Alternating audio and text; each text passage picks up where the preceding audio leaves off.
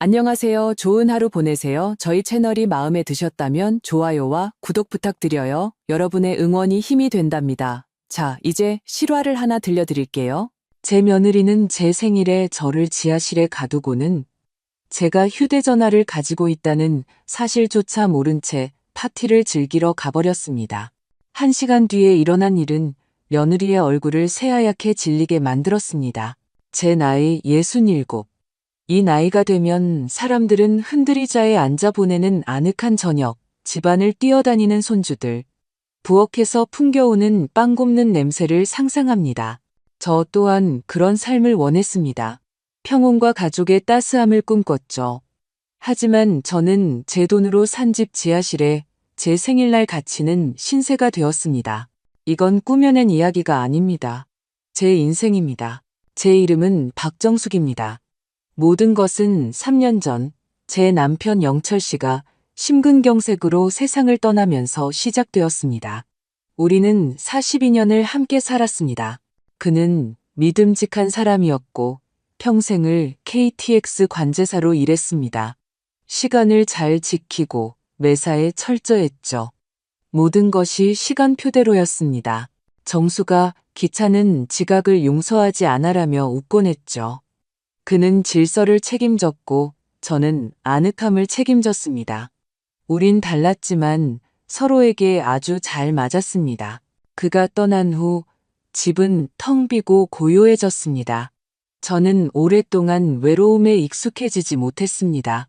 때로는 벽에 걸린 사진과 대화하고 있는 제 자신을 발견하거나 그저 목소리라도 듣고 싶어 TV를 켜두기도 했습니다. 매일 아침 남편이 신문을 읽던 거실에 의자를 지나쳤고 서재의 찬장을 열면 그의 LP판들이 보였습니다. 창고에 들어가면 그가 가르쳐준 대로 공구들이 크기별로 제자리에 걸려 있었죠. 모든 것이 그대로인데 그만 없었습니다. 아들 민준이는 일주일에 한 번, 일요일마다 찾아왔지만 방문은 늘 짧았고 어딘가 긴장감이 흘렀습니다. 우리 사이에는 진정한 친밀감이 없었습니다. 아들은 마치 엄마가 방해만 된다고 생각하는 사춘기 소년처럼 항상 저를 어색하게 대했습니다. 어느 일요일 점심 식사 중에 그가 갑자기 말했습니다. 엄마, 혼자 계시기 힘들죠? 저희가 마침 더 큰 집을 살까 하는데 저희랑 같이 사시는 게 어때요? 저는 아들을 바라보며 무슨 말을 해야 할지 몰랐습니다.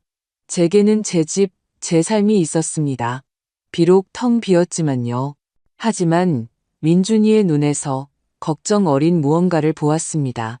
어쩌면 정말 함께 사는 게 나을지도 몰라. 내가 아프거나 무슨 일이 생기면 가족이 옆에 있잖아라고 생각했습니다. 그가 말을 이었습니다. 엄마가 첫 계약금을 좀 도와주시면 저희가 잘 모시고 우리 예나도 매일 볼 수 있잖아요. 예나는 제 손녀입니다. 그때 12살이었죠. 우리는 유난히 가까웠습니다. 저는 예나에게 호떡 굽는 법을 가르쳐주고 할아버지와 공원에서 춤추다 만난 이야기를 들려주곤 했습니다. 예나는 그 이야기들을 좋아하며 제 발치 바닥에 앉아 팔찌를 엮으며 웃었습니다. 예나에게는 정말로 저와 함께 있는 것이 중요해 보였습니다. 저는 오래 고민하지 않고 동의했습니다. 제 집을 매물로 내놓았고 당시 부동산 시장이 좋아 모든 것이 순조롭게 진행되었습니다. 집을 판 돈의 대부분을 아들네 새 집을 사는데 보탰습니다. 지하실과 마당이 있는 2층 집이었죠. 집은 아름답고 밝고 아늑했습니다. 저는 이것이 새로운 시작이 되리라 진심으로 희망했습니다. 민준이의 아내 유리는 만날 때마다 예의 바르게 행동했습니다.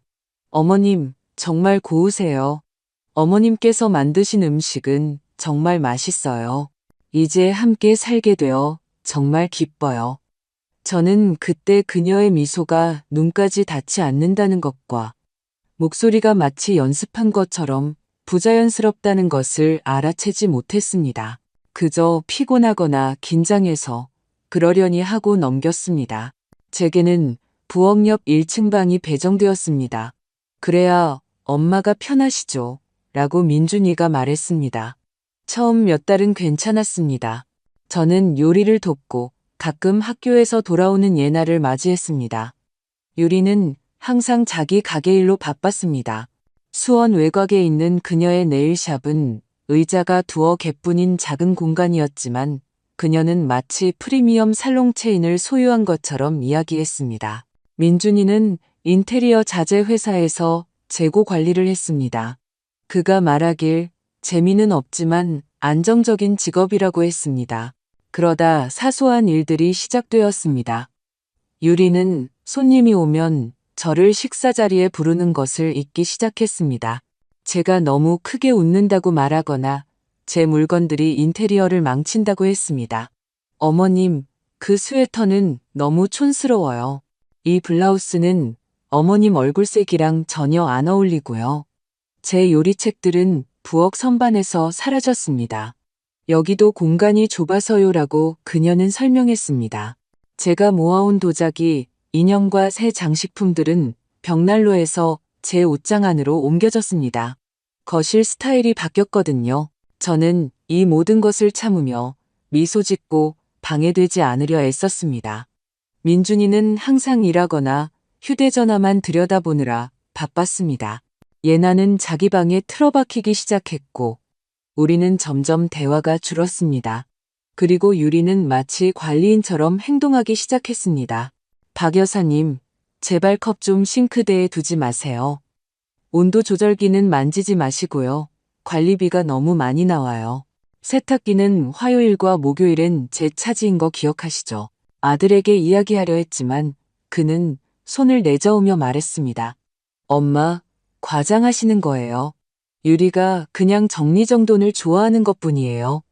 익숙해지셔야죠. 여긴 어머님 집이 아니잖아요. 그 말이 제 가슴을 아프게 찔렀습니다. 내 집이 아니다. 제 돈으로 산 집인데도 말입니다. 그 후로는 새로운 규칙들이 생겼습니다. 밤 9시 이후에는 TV 시청 금지, 친구 초대 금지, 여긴 요양원이 아니에요. 튀김 요리는 절대 금지, 커튼에 냄새 배요. 제 삶은 방 한 칸 크기로 쪼그라들었습니다. 가장 끔찍했던 것은 분노가 아니라 보이지 않는 존재가 되는 것이었습니다. 저는 마치 없는 사람 같았습니다. 제가 얼마나 힘든지, 얼마나 아픈지, 영철 씨를 얼마나 그리워하는지, 그리고 예나를 잃어가고 있다는 사실을 아무도 알아주지 않는 집에서 살고 있었습니다. 그리고 제 생일이 되었습니다. 저는 일찍 일어났습니다. 마음 한구석에서는 혹시나 기억해줄까 하는 작은 희망이 있었습니다. 민준이는 쳐다보지도 않고 출근했습니다. 예나는 아침도 먹지 않고 뛰쳐나갔습니다. 유리는 복도 거울 앞에서 립스틱을 바르고 있었습니다. 그녀는 돌아보지도 않고 말했습니다. 박 여사님, 오늘 저녁에 손님들이 와요. 그냥 간단히 모이는 거니까 신경 쓰지 마세요. 잠시 후 모두들 칭찬하는 그 갈비찜 좀 해주시면 좋겠어요. 그녀의 목소리는 차분하고 거의 다정하게 들렸습니다. 어리석게도 저는 생각했습니다. 어쩌면 서프라이즈 파티일지도 몰라. 일부러 모른 척하다가 다 같이 케이크를 들고 나타날 거야. 물론이지. 저는 대답했습니다. 만들어 놓으마. 저는 온종일 부엌에서 보냈습니다. 그냥 갈비찜만 한 게 아니었습니다. 저는 마치 진짜 파티인 것처럼 요리했습니다. 그들이 정말로 저를 위해 서프라이즈를 준비해 주길 바라는 희망을 품고서요. 오래된 닭볶음탕 레시피를 꺼내고 신선한 채소를 썰고 수정과를 끓였습니다. 집안에는 아늑한 냄새가 가득했습니다. 심지어 옷도 차려입었습니다. 영철 씨가 제가 입으면 유난히 예쁘다고 했던 그 파란색 원피스를 꺼내 입었죠. 오랜만에 저는 제가 필요한 사람, 유용한 사람이라고 느꼈습니다. 모든 것이 헛되지 않기를, 이 집의 의무감 말고 다른 무언가가 남아있기를 믿고 싶었습니다. 유리는 6시쯤 마트 봉투를 들고 돌아왔습니다. 그녀는 봉투를 식탁에 내려놓고 제가 차린 음식을 힐끗 쳐다보더니 미소 없이 말했습니다. 어머, 벌써 다 준비하셨네요? 뭐, 괜찮아요. 제가 백화점 식품관에서 맛있는 안주들을 좀 사왔거든요. 다들 거기 카나페랑 샐러드를 좋아해서요. 저는 무슨 말을 해야 할지 몰랐습니다. 심장이 쿵 내려앉는 것 같았지만 애써 태어난 척했습니다. 괜찮아. 음식이 많으면 더 좋지. 유리는 제 머리부터 발끝까지 훑어보더니 원피스에 시선을 고정했습니다. 그 옷 입고 식탁에 앉으실 거예요? 뭐가 문제니? 저는 제 모습을 내려다보았습니다. 원피스는 단순하지만 단정하고 깨끗했습니다. 집에서 저녁 먹기엔 좀 너무 차려입으신 것 같아서요. 안 그래요? 그녀는 아무렇지 않게 말하고는 돌아섰습니다. 아, 그리고 손님들 오시기 전에 지하실에 좀 내려가서 난방기 좀 확인해 주세요. 옆집 박씨 아주머니가 항상 발이 시리다고 해서요. 저희가 와인 저장고도 보여주고 싶거든요. 와인 저장고라니. 실은 민준이가 마트에서 산 저렴한 와인들을 쌓아두고 자랑하는 낡은 창고일 뿐이었습니다. 저는 반대하지 않았습니다. 알겠다. 다녀오마. 이 집 지하실은 으슥했습니다. 계단은 좁고 불빛은 희미했죠. 저는 난간을 잡고 조심스럽게 내려갔습니다. 구석에 정말로 낡은 난방기가 있었습니다.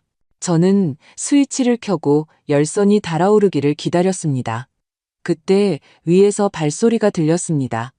박 여사님, 유리가 불렀습니다. 난방기 찾으셨어요? 응, 작동되는구나. 저는 다시 올라가기 시작하며 소리쳤습니다.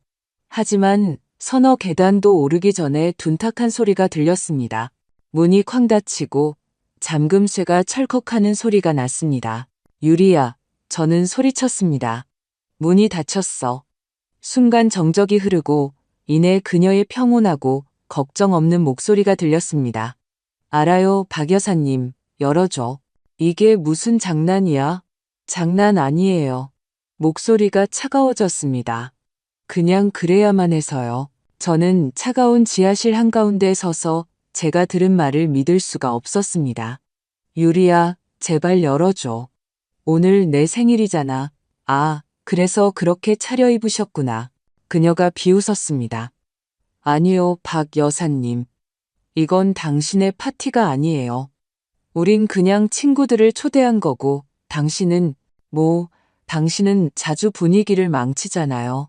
끝없는 옛날 이야기들을 늘어놓고, 사람들은 그런 거 재미없어 해요. 지겨워한다고요. 저는 그 자리에 못 박힌 듯 서 있었습니다. 유리야, 이럴 순 없어. 나는 걱정 마세요. 그녀가 말을 잘랐습니다. 얼어 죽진 않을 거예요. 난방기도 작동하고 먹을 것도 있으니까 조용히 계세요. 아무도 당신을 찾지 않을 테니까. 모두에게 주말 동안 친구 만나러 갔다고 말해뒀어요. 그녀는 가버렸습니다. 저는 반쯤 어두컴컴하고 축축한 지하실에 상자와 병들 사이에 파티를 기대하며 입었던 원피스 차림으로 홀로 남았습니다. 마치 손님들에게 방해되지 않도록 치워버린 낡고 쓸모없는 물건처럼요. 무섭고 고통스럽고 굴욕적이었습니다. 저는 벽 옆 낡은 의자에 앉아 눈을 질끈 감았습니다. 추위 때문인지 분노 때문인지 몸이 떨렸습니다. 그때 주머니에서 휴대전화가 만져졌습니다. 흠집난 화면의 낡은 구형 모델. 언젠가 민준이가 비상시에 전화하는 용도로는 충분할 거예요라며 주었던 바로 그 휴대전화였습니다. 그리고 저는 깨달았습니다. 지금이 바로 그 비상시라는 것을. 화면을 켜자 이 모든 시간 동안 처음으로 무언가 의지할 것이 있다는 느낌이 들었습니다. 제게는 카메라 접속 권한이 있었습니다. 한 달 전 제가 직접 집 안세 곳에 소형 카메라를 설치했었습니다.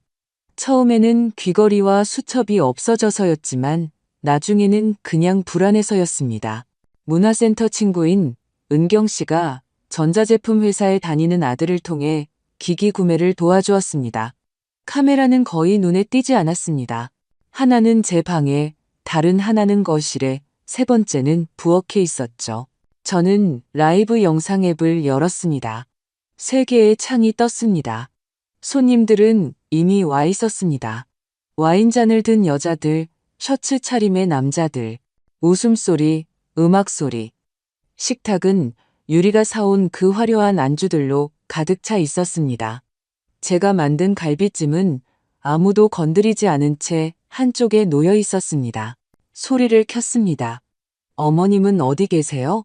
붉은 머리의 손님이 물었습니다. 친구 만나러 가셨어요. 다행히도. 유리가 콧방귀를 뀌었습니다. 덕분에 그 지겨운 우리 영철 씨 이야기 없이 저녁을 보낼 수 있게 됐네요. 속이 뒤틀렸습니다. 부엌 카메라로 전환했습니다. 민준이가 와인을 따르고 있었습니다. 정숙 씨는 어디 갔어? 60쯤 된 옆집 박 씨 아주머니가 다가왔습니다. 내가 그분이 좋아한다는 차를 가져왔는데 아들은 잠시 멈칫하더니 억지 미소를 지으며 말했습니다. 친구분 만나러 가셨어요. 생일이라 오랜 친구분들하고 보내고 싶으셨나 봐요. 이상하네. 박 씨 아주머니가 미간을 찌푸렸습니다. 나한테는 아무 말 없었는데 저희가 미리 축하해드렸어요. 그가 손을 내저었습니다. 두 분이서 조촐하게 그분이 좋아하시는 대로요. 거짓말이었습니다. 지난 주말 민준이와 유리는 춘천에 가 있었고 예나는 친구 집에서 자고 왔습니다. 저는 온종일 혼자였고 아무도 전화 한 통 하지 않았습니다. 박 씨 아주머니가 고개를 저었습니다. 그럼 알았어. 돌아오면 이 차 좀 전해줘. 이 종류가 제일 좋다고 했거든. 저는 화면을 보며 울었습니다. 그저 담벼락 너머로 인사만 하던 사람이 제 말을 기억하는데 제 아들은 제가 누구인지 잊어버렸습니다. 저는 절망으로부터 저를 붙드는 마지막 따처럼 휴대전화를 손에 든 채 지하실에 앉아 있었습니다. 화면 속 거실에서는 손님들이 와인과 음악, 웃음 속에서 파티를 즐기고 있었습니다. 사람들은 먹고 이야기하고 어떤 강의나 유리의 네일샵, 쇼핑, 날씨에 대해 떠들었습니다. 그리고 제가 희망을 담아 만들었던 그 갈비찜은 식탁 맨 끝에서 아무도 손대지 않은 채 놓여 있었습니다. 누군가 카나페 쟁반을 옮기면서 갈비찜을 완전히 가려버리는 것까지 보았습니다. 부엌 카메라로 돌렸습니다. 그가 나타났습니다. 이런 저녁 모임에는 어울리지 않게 너무 차려입은 비싼 양복을 입은 키 큰 남자였습니다. 뒤로 단정하게 빗어넘긴 검은 머리, 불쾌할 정도로 교활한 표정의 갸름한 얼굴. 저는 그를 즉시 알아봤습니다. 이진우 씨, 제 전 재무 상담사였습니다. 언젠가 영철 씨가 죽은 후 민준이가 추천해준 사람이었습니다. 엄마는 이런 거 잘 모르시잖아요. 믿을 만한 사람이에요. 우리 지인들 다 이 사람이 도와줘요. 저는 몰랐습니다. 믿었죠. 이진우는 분기마다 한 번씩 찾아와 어떤 서류와 그래프를 보여주며 모든 것이 괜찮다고 말했습니다. 저는 고개를 끄덕였습니다. 믿었죠. 그리고 지금 아무도 기억하지 못하는 제 생일에 그는 제 집에 와 있었습니다. 유리의 손님이었습니다. 그녀는 그의 팔짱을 끼고 다정하게 뺨에 입을 맞추고 다른 사람들에게 소개했습니다. 하지만 저는 그들의 눈빛을 보았습니다. 단순한 지인이 아니었습니다. 너무나 가깝고 너무나 따뜻했습니다. 몇 분 후 이진우와 유리는 부엌에 있었습니다. 카메라는 바로 그곳을 향해 있었습니다. 그들은 가까이, 너무나 가까이 서 있었습니다. 늦었네. 그녀가 말했지만 목소리에는 책망이 없었습니다. 오히려 거의 장난기가 섞여 있었죠. 회의가 길어졌어. 그가 대답했습니다. 그러고는 주위를 둘러보았죠. 그분은 지하실에. 유리가 와인잔을 기울이며 대답했습니다. 손님들 때문에 그런 줄 알 거야. 그녀는 죄책감이라곤 한 점도 없는 미소를 지었습니다. 의심 없이 전혀 아무것도 몰라. 유리가 말을 이었습니다. 민준 씨는 이미 동의했어. 다음 달에 늘푸른 요양원으로 보낼 거야. 거의 다 준비됐어. 늘푸른 요양원. 저는 즉시 수원 외곽에 있는 그 요양원을 떠올렸습니다. 최악은 아니지만 노년을 보내고 싶은 곳은 절대 아니었습니다. 그리고 가장 중요한 것은 저를 제 동의 없이 그곳에 보내려 한다는 것이었습니다. 서류는 준비됐어? 이진우가 물었습니다. 거의. 민준 씨가 다음 주에 전부 서명할 거야. 보험 관련 서류라고 말하면 그분은 늘 그렇듯 읽어보지도 않고 서명할 걸. 만약 거절하면 유리가 어깨를 으쓱했습니다. 플랜 B가 있지. 법원. 가스레인지 끄는 걸 몇 번 잊어버리고 밤에 헤매면서 화장실에서 차를 찾고 그러면 법원이 그분을 무능력자로 판결할 거야. 저는 제 귀를 의심하며 앉아 있었습니다. 그들은 제 정신 상실을 증명하기 위해 사건들을 조작하고 있었습니다. 집을 팔고 저를 처리하기 위해서요. 민준 씨가 우리 편이라는 거 100% 확신해? 이진우가 물었습니다. 그 사람은 약해 빠졌어. 유리가 콧방귀를 뀌었습니다. 하지만 지쳤지. 평화를 원하고 이 집 전체를 원해. 그리고 가장 중요한 건 돈이야. 당신이 그랬잖아. 그분 통장에 아직 1억 원 정도 남아있다고. 응. 연금에 영철 씨가 남긴 몫까지 더해서. 큰 돈은 아니지만 요양원 비용, 인테리어 공사, 차 사는 데는 충분할 거야. 차라고 저는 지하실에 앉아 입 밖으로 내뱉었습니다. 그들은 제 돈으로, 제가 평생 모은 돈으로, 더는 없는 영철 씨의 돈으로 자신들의 차를 살 계획이었습니다. 저는 두려움이 아닌 분노, 아들과 며느리, 비싼 양복을 입은 저 낯선 뱀 같은 남자, 그리고 제 자신의 순진함에 대한 순수하고 날카로운 분노로 몸을 떨었습니다. 거실 카메라로 전환했습니다. 민준이는 어떤 동료와 이야기하고 있었습니다. 어머님은 아직 같이 사세요? 그가 물었습니다. 일단은요. 민준이가 한숨을 쉬었습니다. 하지만 전문적인 요양을 받으시도록 할까 생각 중이에요. 전문 요양회사 의사들 동의는 하셨고요. 완전히는 아니지만 민준이가 어깨를 으쓱했습니다. 선택의 여지가 없으세요. 집이 우리 명의로 되어 있으니까요. 그는 미소 지었습니다. 그는 정말로 제게 선택의 여지가 없다고 믿고 있었습니다. 하지만 저는 지하실에 손에 휴대전화를 든 채 앉아 있었습니다. 그리고 깨달았습니다. 그들이 틀렸다는 것을. 저는 소리를 끄고 반쯤 어두운 지하실에서 제 숨소리만 들으며 가만히 앉아 있었습니다. 정신을 차리고 생각하고 결정을 내려야 했습니다. 지금 무너지면 그들이 저를 법적으로, 정신적으로, 육체적으로 파괴할 것이라는 것을 알았습니다. 저는 짐이었습니다. 조용히 처리할 수 있는 할머니였죠. 하지만 제게는 그들이 계산에 넣지 않은 것이 있었습니다. 카메라, 녹화 기록, 그리고 제 딸 지연이. 우리는 거의 7년 동안 말을 하지 않았습니다. 그녀의 남편 강민희 때문에 심하게 다투고 상처를 주었죠. 민준이는 그가 무책임하고 쓸모없는 음악가이며 아내에게 빌부터 살고 우리 가족의 명예를 더럽힌다고 말했습니다. 저는 아들의 말을 믿었고 마지막 만남에서 지연이에게 제 생각을 너무나 날카롭고 단호하게 말해버렸습니다. 그녀는 다시는 오지 않겠다며 울면서 떠났습니다. 전화를 걸어보려 했고 편지도 썼지만 답이 없었습니다. 시간이 지나면서 딸을 잃었다는 사실을 받아들였습니다. 저는 휴대전화를 꺼내 이메일을 열었습니다. 손가락이 떨렸습니다. 저는 이메일을 자주 쓰지 않았습니다. 기껏해야 약국 주문이나 광고 메일 정도였죠.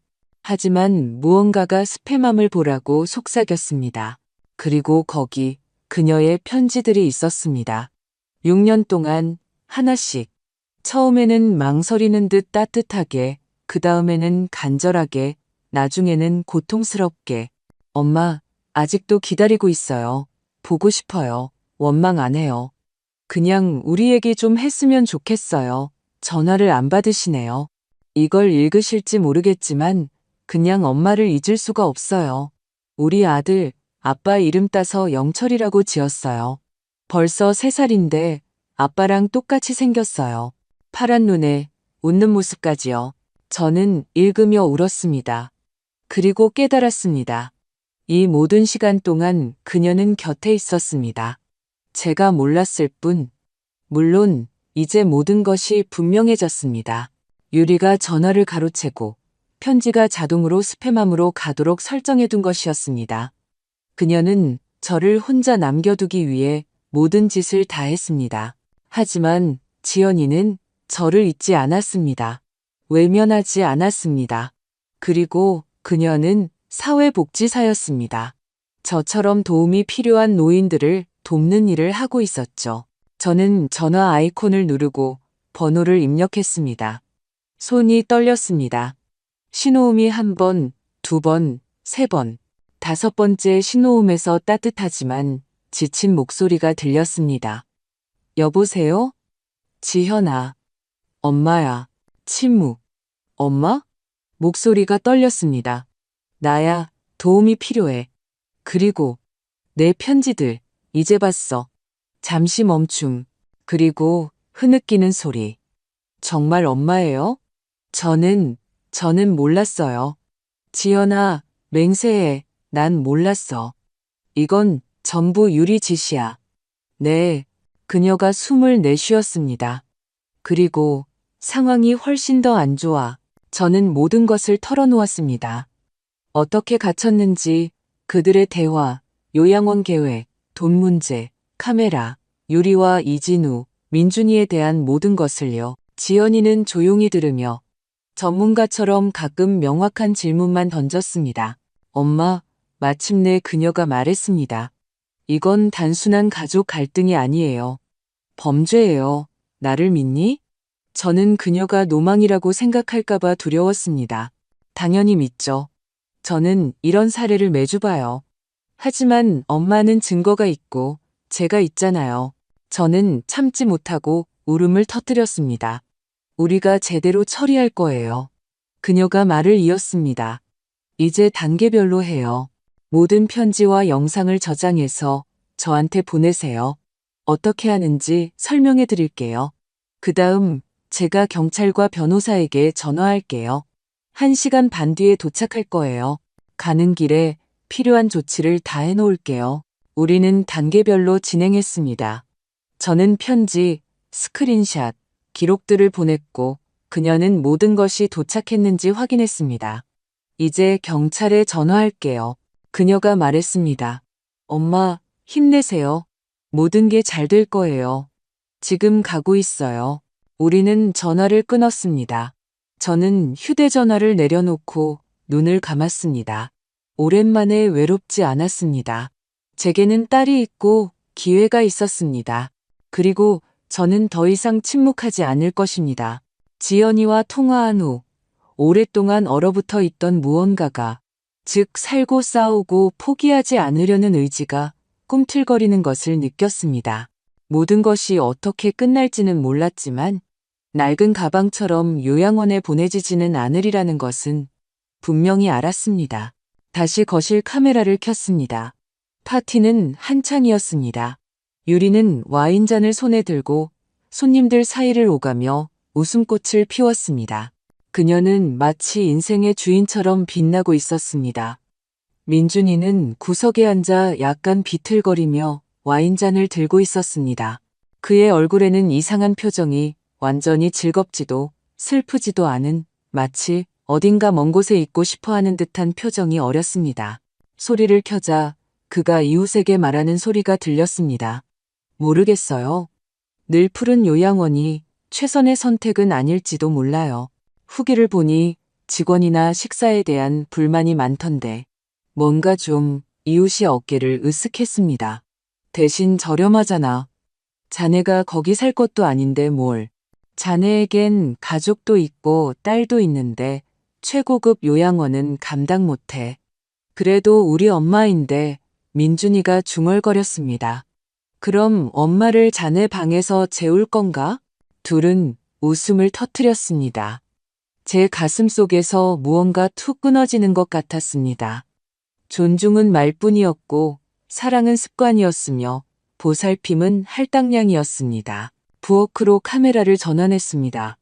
이진우와 유리가 다시 단둘이 있었습니다. 술잔, 속삭임, 침묵. 더 이상 귀 기울이지 않았습니다. 모든 것이 이미 분명했으니까요. 그때 예나가 화면에 나타났습니다. 잠옷 차림으로 부엌을 지나 냉장고 앞에서 멈췄습니다. 계단 쪽을 바라보며 시선을 멈추더니 갑자기 지하실 문을 열었습니다. 할머니? 그녀가 속삭였습니다. 저는 하마터면 휴대전화를 떨어뜨릴 뻔했습니다. 예나야. 제가 가까이 다가가며 대답했습니다. 나 여기 있어. 아이는 안으로 들어왔습니다. 얼굴은 겁에 질려 어쩔 줄 몰라 했습니다. 정말이에요? 엄마가 정말 할머니를 가둔 거예요? 저는 고개를 끄덕였습니다. 저는 제가 이해 못하는 줄 알았어요. 하지만 다 알아들었어요. 할머니. 그들이 요양원에 대해 말하는 것도, 엄마가 할머니가 눈치채지 못할 거라고 비웃는 것도 들었어요. 그녀는 맨 아래 계단에 앉았습니다. 아빠는 다 알면서도 아무 말 안 해요. 항상 조용해요. 저는 예나를 보며 심장이 죄어오는 것을 느꼈습니다. 제가 잃어가던 바로 그 손녀가 모든 것을 보고 느끼고 있었습니다. 할머니, 저는 뭘 해야 할지 몰랐어요. 네가 와준 것만으로도 충분해. 그녀가 한숨을 쉬었습니다. 그들은 할머니가 떠났다고 스스로 원해서 갔다고 했어요. 하지만 전 안 믿었어요. 엄마가 할머니가 너무 시끄럽다고, 진작에 치워버렸어야 했다고 말하는 걸 들었어요. 잠시 침묵. 그들은 할머니를 사랑하지 않아요. 하지만 저는 할머니가 보고 싶어요. 저는 예나의 손을 꽉 잡았습니다. 나도 네가 보고 싶단다, 우리 아가. 매일매일. 이제 어떻게 해요? 예나가 속삭였습니다. 이제 어떻게 될까요? 너는 지금 가야 해. 저는 생각했습니다. 물 마시러 온 척해. 그들이 네가 나를 찾았다는 걸 알면 안 돼. 예나는 망설였습니다. 하지만 또 가둘 텐데요. 나는 혼자가 아니야. 내 이모, 지연이 이모가 오고 있어. 경찰도 불렀단다. 다 잘 될 거야.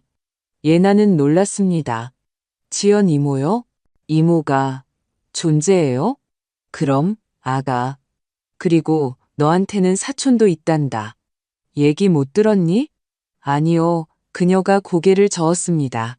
그냥 이모가 떠나서 다시는 안 돌아올 거라고, 나쁜 사람이라고만 했어요. 저는 그저 미소 지었습니다. 아주 착한 사람이란다. 그리고 거의 다 왔어. 조금만 더 참으면 돼.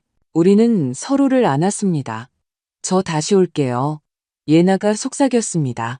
할머니를 여기 혼자 둘 수 없어요. 너는 이미 가장 중요한 일을 했어. 이제 가렴. 문을 잠그지 않고 닫아만 둘게요. 그녀가 말했습니다.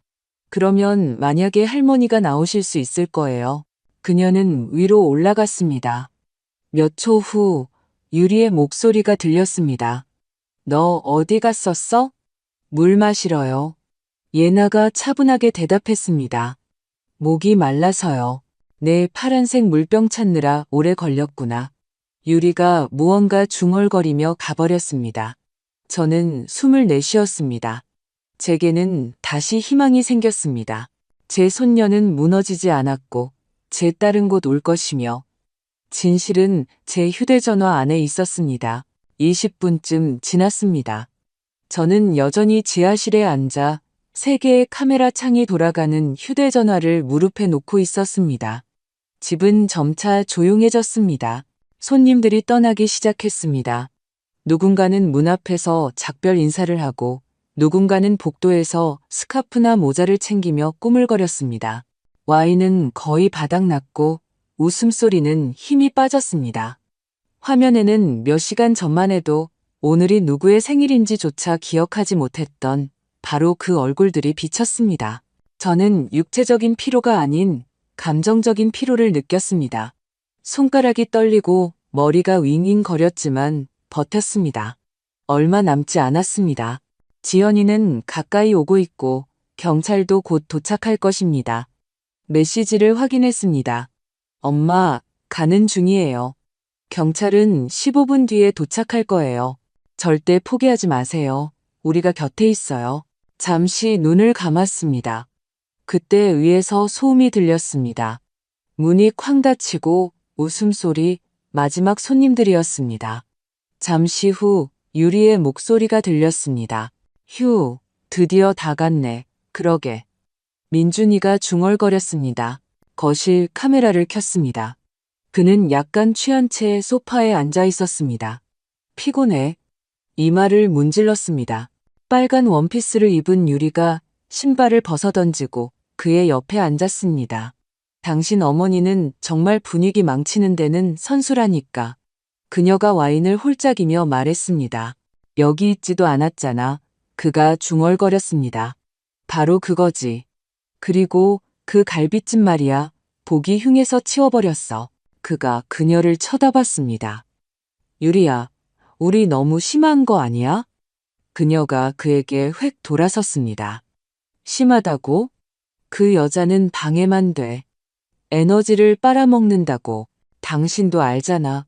그래도 우리 엄마야. 당신 엄마는 짐이야. 이미 줄 수 있는 건 다 줬어. 이제는 그냥 짐 덩어리일 뿐이라고. 민준이는 말이 없었습니다. 그의 안에서 무언가 들끓고 있는 것이 보였지만 그는 아무 말도 하지 않고 와인을 단숨에 들이켰습니다. 내일 그 서류 이야기 다시 상기시켜야 해. 유리가 말했습니다. 의료보험 관련 서류라고 말해. 늘 그렇듯 서명할 거야. 만약 안 하면? 할 거야. 그녀가 단호하게 대답했습니다. 당신 보트 사고 싶잖아. 그 여자랑 같이는 이 집 못 팔아. 하지만 그 여자 없이는 팔 수 있지. 간단하잖아. 잠시 침묵. 보트. 저는 속으로 되뇌었습니다. 제 삶과 제 침묵의 대가로 카메라를 껐습니다. 더는 들을 수 없었습니다. 그리고 갑자기 지하실 문이 열렸습니다. 저는 깜짝 놀랐습니다. 계단에는 다시 예나가 서 있었습니다. 이미 외투를 입고 손에는 제 스카프를 들고 있었습니다. 할머니. 그녀가 속삭였습니다. 두 사람 거실에 있어요. 지금이 기회예요. 지연 이모는 곧이어 경찰도 곧 올 거래요. 그때 할머니가 직접 맞이해야 해요. 저는 일어섰습니다. 예나가 도와주었습니다. 우리는 마치 어둠 속을 뚫고 나가는 것처럼 조용히 계단을 올라갔습니다. 부엌에서 멈춰 문 뒤에 섰습니다. 목소리가 들렸습니다. 예나가 저를 보고 속삭였습니다. 준비됐어요? 저는 고개를 끄덕였습니다. 우리는 부엌에서 천천히, 침착하게 나갔습니다. 저는 오랜만에 허리를 펴고 똑바로 서서 그들의 눈을 바라보았습니다.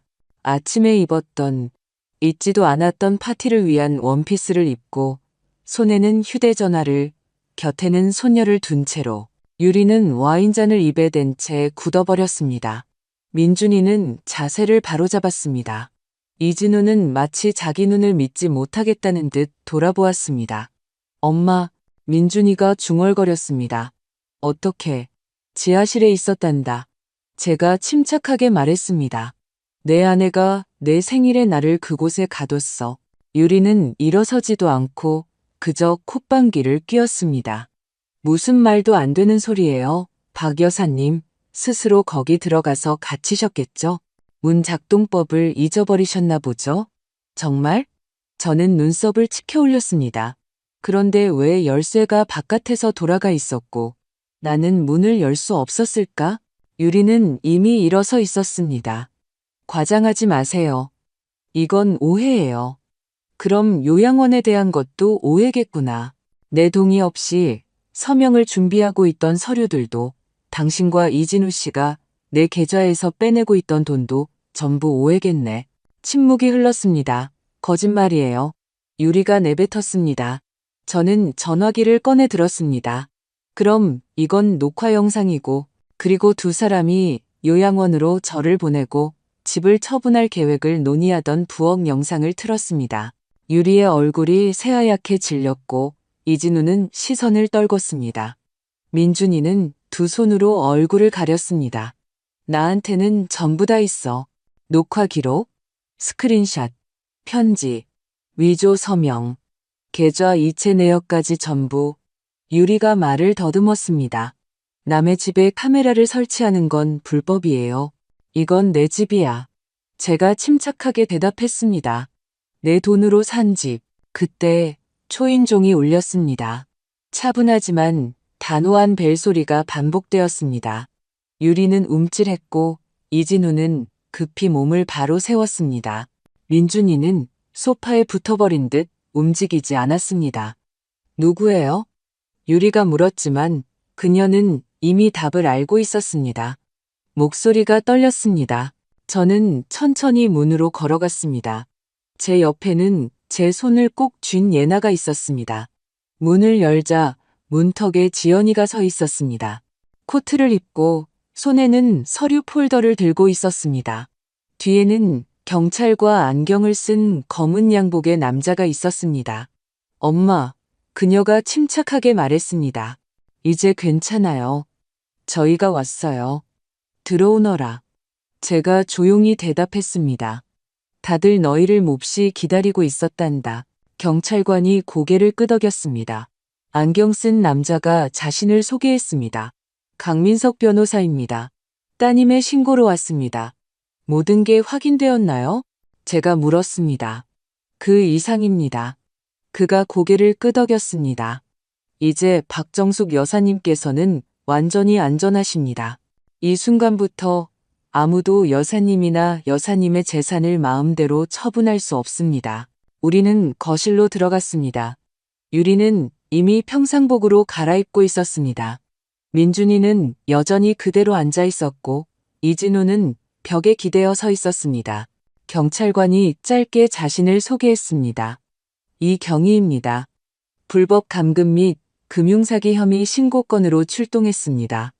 이건 전부 거짓말이에요. 유리가 소리쳤습니다. 저 노망난 늙은이가 자기가 자기를 가둔 거라고요? 저희에게는 영상 기록이 있습니다. 변호사가 말했습니다.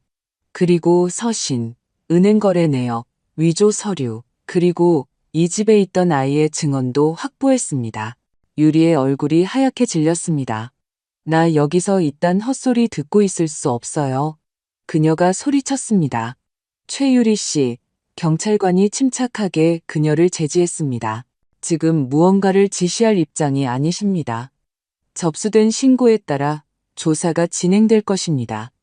당분간은 이 도시를 떠나지 마시길 바랍니다. 그는 이진우에게 돌아섰습니다. 그리고 당신은 저와 함께 가주시죠. 무슨 근거로요? 그가 소리쳤습니다. 저는 상담사일 뿐입니다. 모든 건 그분의 동의하에 진행됐어요. 동의라고요? 제가 위조 서명 스크린샷을 꺼내며 반문했습니다. 이거요? 변호사가 이미지를 쳐다봤습니다. 이 서명은 필적 감정 결과 위조로 판명되었습니다. 조사는 이미 시작되었고요. 당신은 박정숙 여사님의 이름으로 서류에 서명했습니다. 이건 형사처벌 대상입니다. 이진우의 얼굴이 어두워졌습니다. 저는 그냥 도왔을 뿐입니다. 당신 자신을 도왔겠죠. 지연이가 차분하게 대답했습니다. 그리고 힘없는 노인이라고 생각한 사람을 이용해서 당신 친구도 도왔고요. 경찰관이 이진우를 데리고 나갔습니다. 유리는 의자에 주저앉아 바닥만 쳐다봤습니다. 얼굴에는 분노와 두려움, 당혹감이 뒤섞여 있었습니다. 민준이가 마침내 고개를 들었습니다. 엄마, 그가 입을 열었습니다.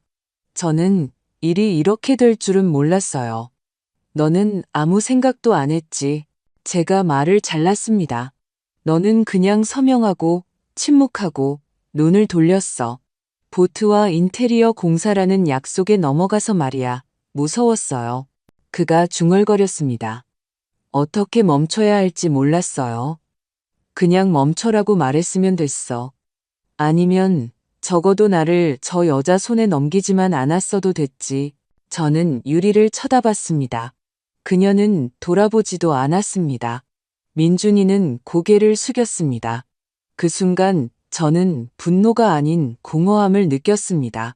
그의 후회를 기대하지도 순간적인 깨달음을 믿지도 않았습니다. 상관없었습니다. 제가 필요했던 모든 것은 이미 얻었습니다. 제 딸, 제 손녀, 그리고 제 자신의 힘을요. 지연이가 가까이 다가왔습니다. 엄마, 가요. 저랑 같이 가시는 거예요. 엄마를 위한 진짜 집이 있어요. 거기에는 손주가 기다리고 있고 거짓말 없이 따뜻한 곳이에요. 저는 예나를 바라봤습니다. 저는요? 예나가 조용히 말했습니다. 저도 같이 가고 싶어요. 지연이가 고개를 끄덕였습니다. 물론이지. 너도 우리 가족이야. 우리는 거의 평생을 제 집이었던 곳에서 나왔습니다. 돌아보았을 때 그 집은 이미 낯설게 보였습니다.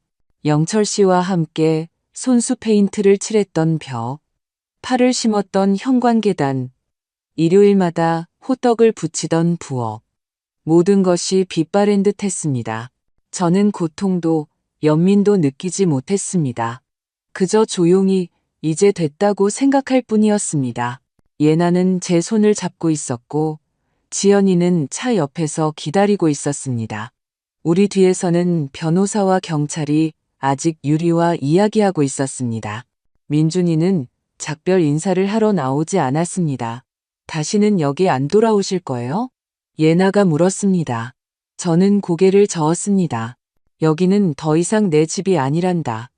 잃어버릴 수 있는 건 전부 여기에 두고 왔어. 우리는 차에 탔습니다. 지연이가 안전벨트를 매고 시동을 걸었습니다. 긴 여정과 새로운 삶이 우리를 기다려요, 엄마. 저는 창밖으로 가로등과 젖은 아스팔트, 갑자기 답답하게 느껴지는 제 오래된 도시를 바라보았습니다.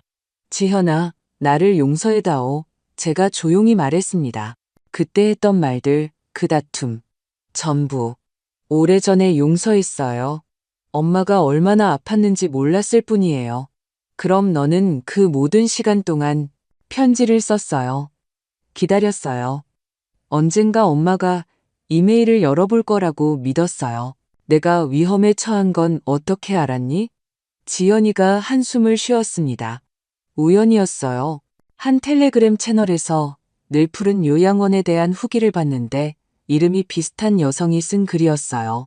나이도 세부사항도 엄마랑 비슷해서 뭔가 이상하다고 느꼈죠.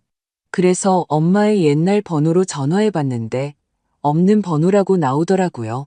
그 다음에는 사회복지 시스템을 통해 알아봤는데 엄마가 도움을 거부했다고 나와 있었어요. 엄마가 아닐 거라는 걸 알았죠. 저는 말이 없었습니다. 감정에 목이 메었습니다. 제 딸, 제 아이가 이 모든 시간 동안 곁에 있었습니다. 제가 어둠 속에 있었을 뿐, 수원에 도착하면 당분간 우리 집에서 지내요. 그러고 나서 결정해요.